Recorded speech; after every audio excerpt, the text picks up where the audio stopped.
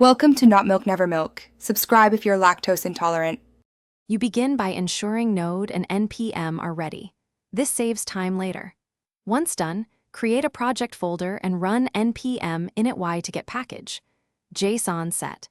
Then install the Firebase JavaScript SDK with npm install Firebase so the code can talk to Firebase services. Make sure to enable the Firebase project in the console and create a web app entry. That gives you the config object you will paste into your client code to initialize the app. Now you import initialize app and the relevant auth/database modules, then call initialize app with the config you copied. This connects your client to Firebase. Once initialized, enable the authentication providers you need in the console. Then implement authentication flows in your app.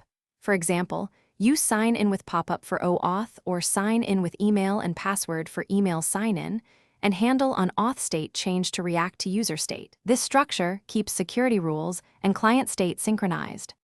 Finally, initialize your chosen database service. Call get Firestore for Firestore or get database for real-time database, and write a simple read/write test to confirm connectivity.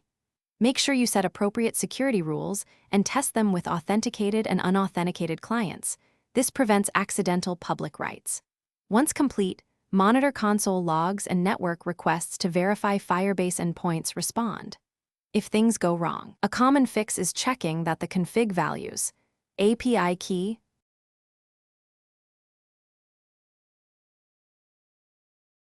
Thanks for watching. If this was helpful, leave a like and consider subscribing. See you next time.